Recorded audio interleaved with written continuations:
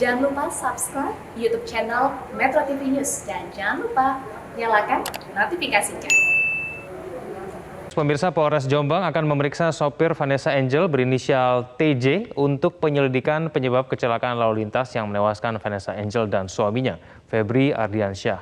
Pihak keluarga mengaku menyerahkan sepenuhnya penyelidikan kepada kepolisian. Namun jika ditemukan unsur kelalaian, pihaknya tak segan untuk menempuh jalur hukum.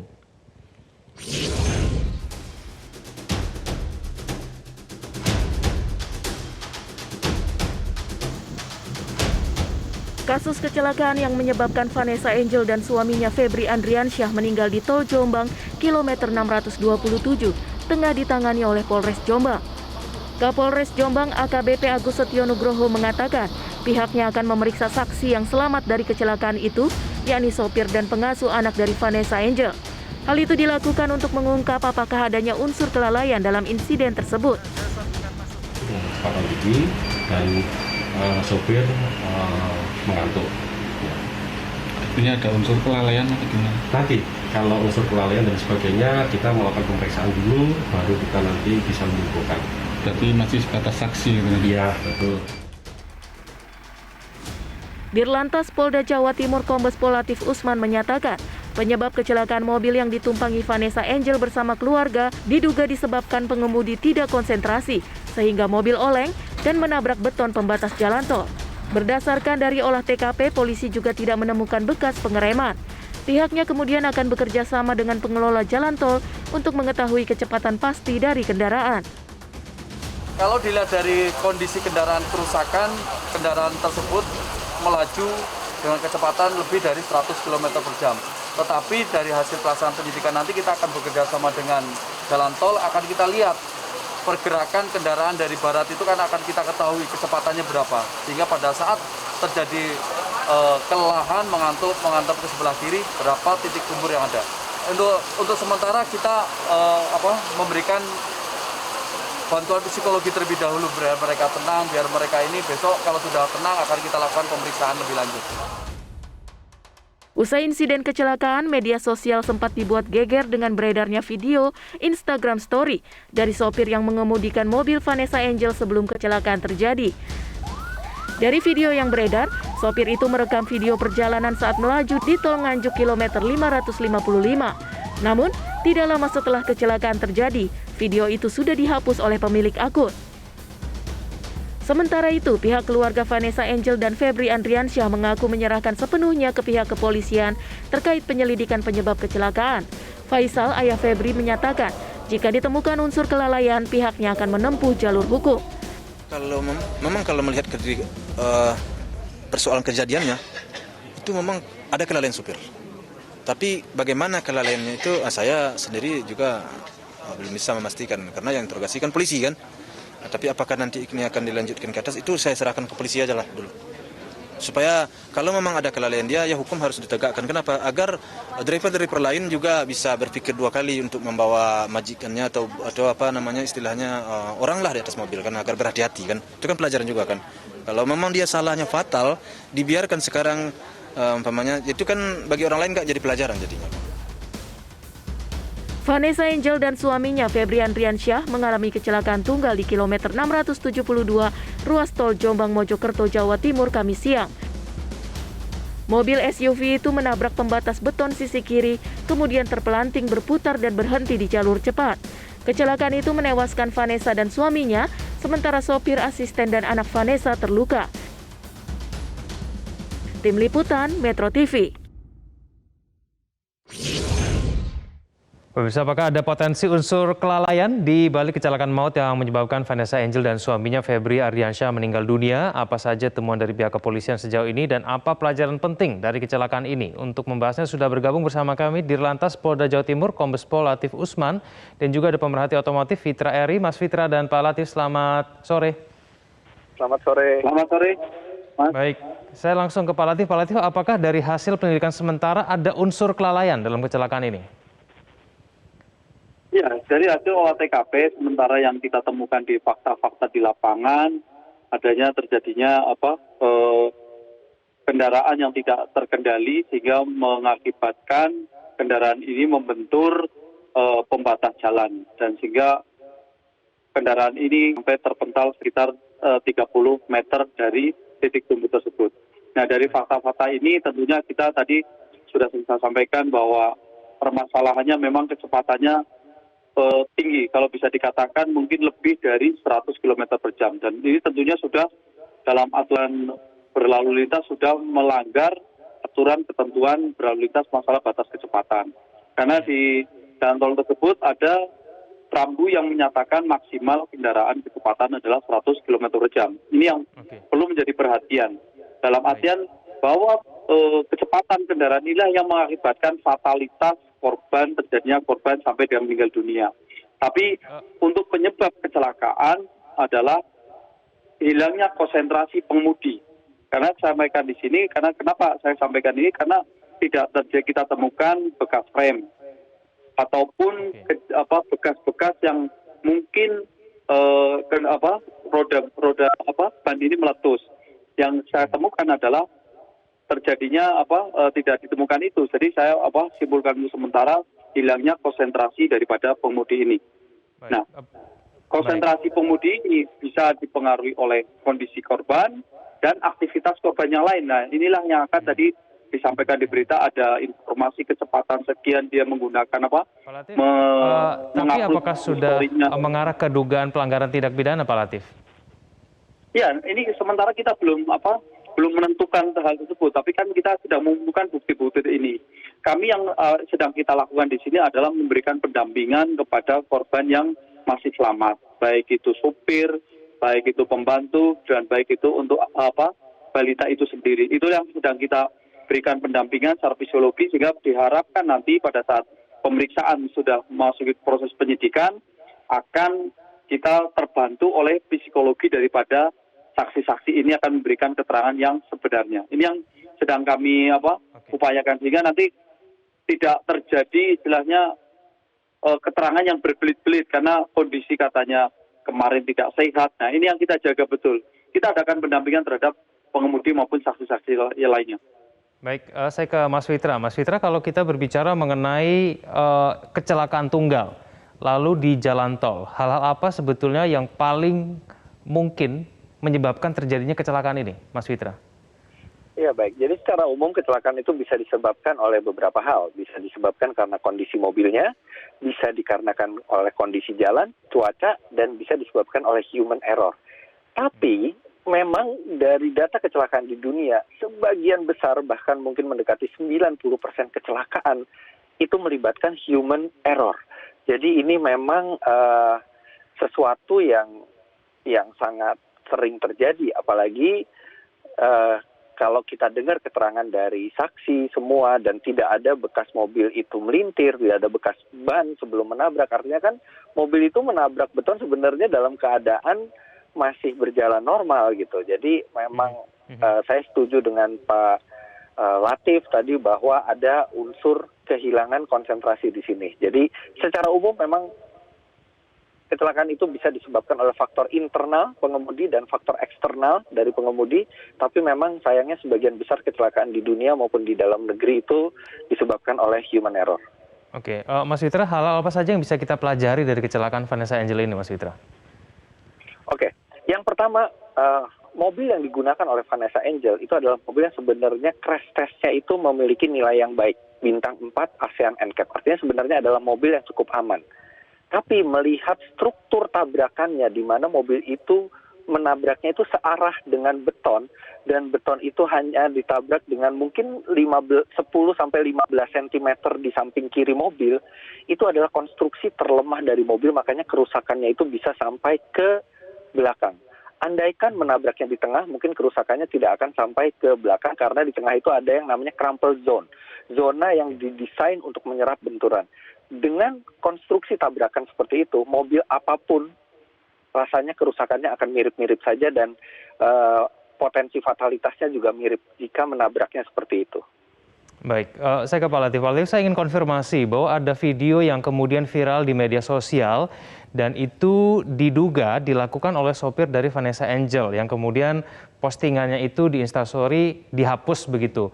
Apakah kemudian dari pihak kepolisian sudah mengkonfirmasi mengenai hal ini? Apakah memang betul Instastory itu memang diupload oleh sopir dari Vanessa Angel, Pak Latif?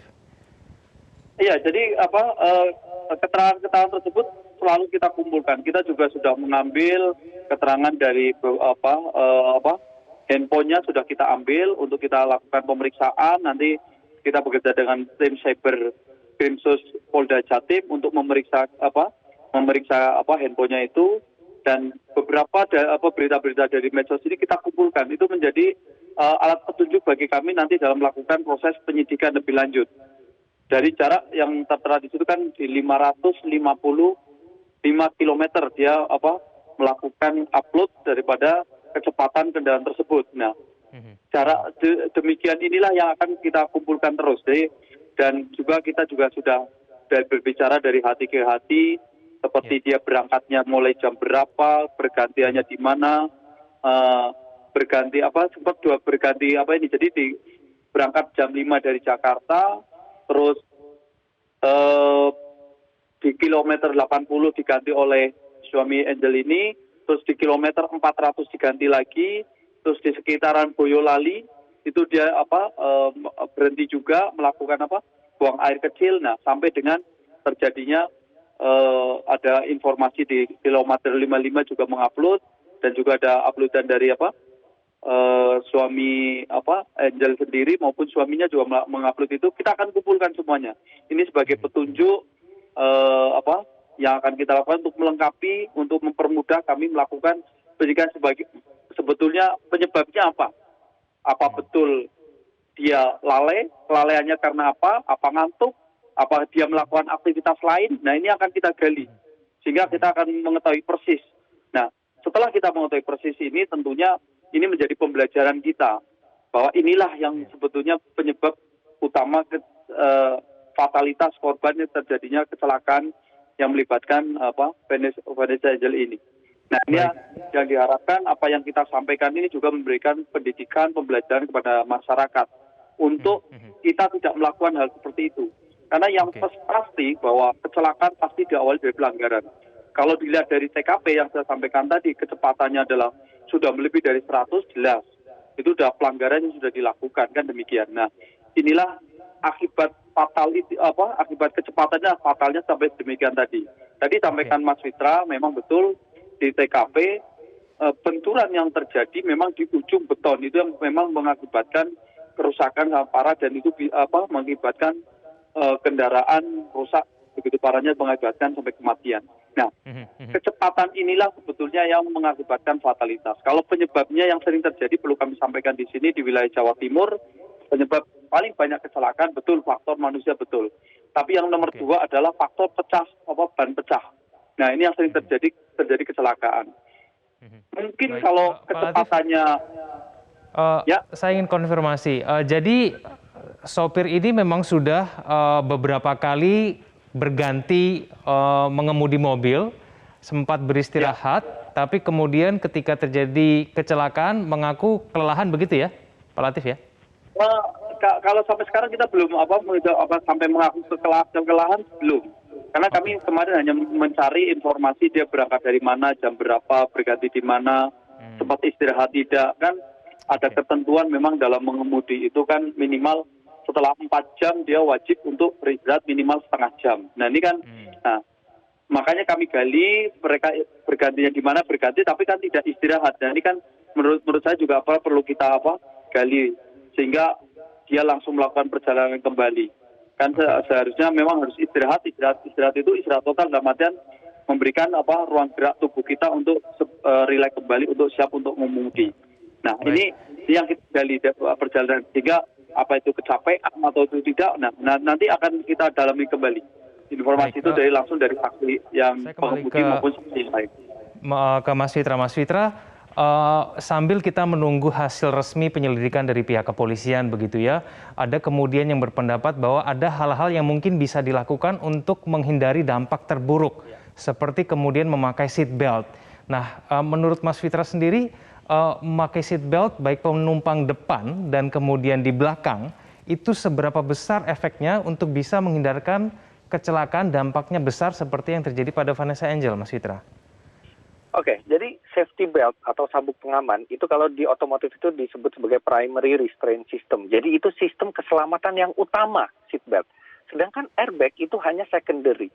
Jadi itu menandakan betapa pentingnya safety belt. Karena bayangkan begini, kalau kita berjalan 100 km per jam, artinya bukan hanya mobil yang berjalan 100 km per jam, tapi badan kita juga berjalan 100 km per jam di dalam mobil. Bayangkan tiba-tiba mobil menabrak sesuatu dan mobil langsung berhenti, sedangkan kita masih meluncur dengan kecepatan 100 km per jam dan akhirnya menabrak atau bahkan terlempar keluar mobil. Dengan adanya safety belt, kita memang akan mengalami G-force yang tetap besar, tapi minimal badan tidak terlempar dan menabrak macam-macam. Jadi memperkecil kemungkinan cedera dan kemungkinan kecelakaan. Dan saya sangat menganjurkan pemakaian safety belt tidak hanya untuk penumpang depan, tapi juga untuk penumpang belakang. Karena secara psikologis kita merasa kalau di belakang itu mungkin terasa lebih aman karena kita duduk di belakang, padahal sebenarnya dari bahayanya sama saja kita duduk di belakang dan di depan. Jadi mari kita budayakan sekarang tidak hanya di depan sesuai dengan kewajiban, tapi juga di belakang kita menggunakan safety belt untuk keselamatan kita. Baik, Pak Latif, apakah memang benar daerah terjadinya kecelakaan tol pada Vanessa Angel ini memang rawan terjadinya kecelakaan? Ya, menurut saya seluruh ruas jalan yang ada di jalan itu memang rawan kecelakaan dalam artian kalau kita para pengemudi ini tidak berhati-hati. Jadi kita tidak menjudge di satu titik tersebut memang secara keseluruhan karena trek jalur kita itu lurus. Nah, ini memacu adrenalin seseorang, apalagi pada saat itu memang jam 12.30 jalur itu sepi. Sehingga orang memacu kendaraan semaksimal mungkin. Nah, ini sebetulnya yang perlu diwaspadai justru pada saat sepi di tol, justru kita harus lebih berhati-hati. Jadi memang titik kerawanan secara umum kondisi jalan sangat baik dan itu juga lurus, ya. Ya, kalau kita melihat di suatu titik ada hal-hal tertentu, menurut saya hanya karena kurang kehati-hatian si pengemudi. Nah, ini yang perlu menjadi perhatian pada jam-jam tertentu memang jalur ini sepi sehingga pengemudi otomatis banyak yang memacu kendaraan cukup tinggi. Oke, saya kembali ke Mas Fitra. Mas Fitra, kalau kita berbicara mengenai infrastrukturnya, jalan tol Trans Jawa ini ada yang berpendapat bahwa sebetulnya jalan tol ini tidak aman begitu kalau dibandingkan dengan jalan tol kita yang lain. Mungkin karena pembatasnya beton, lalu kemudian teksturnya yang kemudian ini bukan di hot mix begitu ya, aspal, hingga kemudian sang sopir juga merasa sebetulnya tidak merasa aman ketika berjalan di jalan tol Trans Jawa. Apakah benar demikian, Mas Fitra? Kebetulan 2 hari yang lalu saya baru lewat tol Trans Jawa. Memang tidak konsisten ya, maksudnya ada permukaan yang aspal, ada permukaan yang beton, kemudian ada yang tanpa tambalan halus, ada yang dengan tambalan, ada jembatan kecil yang landai, ada jembatan yang bisa bikin mobil loncat gitu ya. Tapi saya sangat setuju dengan Pak Latif bahwa selama batasan kecepatan itu dipatuhi, sebenarnya itu masih bisa ditolerir. Karena kalau saya lihat di jalan yang banyak tambelan atau di permukaan yang kasar itu kecepatannya malah hanya 80 maksimalnya. Sedangkan kecepatan yang paling tinggi yang diizinkan juga hanya 100 gitu. Dan saya merasa jalan 100 itu masih cukup aman. Memang tidak secanggih jalan autobahn di Jerman misalnya yang dirancang bisa untuk mengakomodir mobil dengan 300 km per jam. Tapi kecepatan itulah sebenarnya yang lebih berpengaruh pada kecelakaan dibandingkan jalannya sendiri. Kalau memang jalan itu tidak sempurna, itu bisa kita perkecil resikonya dengan kecepatan yang sesuai dengan batas. Makanya saya selain mengharapkan konstruksi jalan tol memang diperbaiki, tapi juga saya mengharapkan law enforcement untuk overspeed itu benar-benar ditegakkan secara konsisten karena memang kecelakaan yang terjadi dengan kecepatan yang sangat tinggi itu biasanya fatalitasnya tinggi. Oke. Saya ke Pak Latif terakhir ini saya ingin konfirmasi bahwa pemeriksaan saksi-saksi hanya saat ini masih terbatas kepada 3 yang selamat itu ya, Pak Latif ya, belum kemudian melebar. Ya, yang keterangan-keterangan lain kita kumpulkan. Seperti tadi ada pemberitaan di story masalah batas kecepatan yang diunggah oleh driver, itu kita kumpulkan. HP kita lakukan pemeriksaan oleh tim cyber, dan juga kita pemeriksaan nanti kita sudah mengetahui orang tuanya, akan kita juga lakukan pemeriksaan, karena kan kita juga harus mengetahui pada saat jam 5 sebelum berangkat aktivitas mereka itu juga kami lakukan pengumpulan data, mungkin kegiatannya apa yang dilakukan sebelum paginya melakukan kegiatan, tidurnya jam berapa, itu menjadi satu keterangan yang untuk kita untuk mengetahui bagaimana sih kondisi daripada pengemudi itu. Nah, ini yang kita lakukan, dan untuk memang saksi dalam waktu dekat kalau memang sudah ini mudah-mudahan bisa sudah psikologinya mereka sudah siap. Mungkin kalau bisa malam ini pun akan kami lakukan pemeriksaan sehingga untuk mempercepat penyidikan ini selesai. Begitu, Pak. Baik. Karena yang baik, untuk mahasiswa memang masih dirujuk di rumah sakit RSUD Dr. Sutomo Surabaya, karena memang ada sedikit benturan di kepala, dan kami juga masih menunggu. Yang penting memang yang paling kami utamakan apabila ada terjadi kecelakaan, kita masalah kemanusiaannya terlebih dahulu. Itu yang kita selamatkan terlebih dahulu. Bagaimana korban ini tidak makin banyak kan gitu. Ini yang kita jaga. Gitu. Baik, kita tunggu nanti hasil penyelidikan dari polisi, apa kemudian penyebab dari kecelakaan Vanessa Angel. Terima kasih Pak Latif Usman, terima kasih Mas Fitra Eri telah bergabung bersama kami di Prime Time News. Selamat malam.